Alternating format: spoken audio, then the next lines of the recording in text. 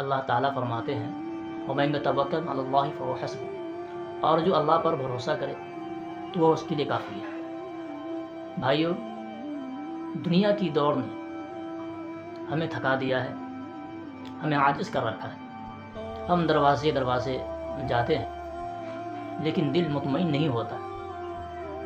اصل سکون اس وقت آتا ہے جب انسان اپنا معاملہ اللہ کے حوالے کر دے۔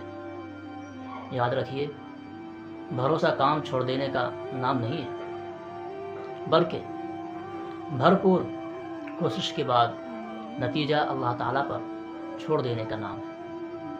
جو بندہ سچی نیت سے اللہ تعالیٰ پر اعتماد کر لیتا ہے، اللہ تعالیٰ اس کے لیے ایسے راستے کھول دیتا ہے جہاں سے اسے گمان بھی نہیں ہوتا ہے۔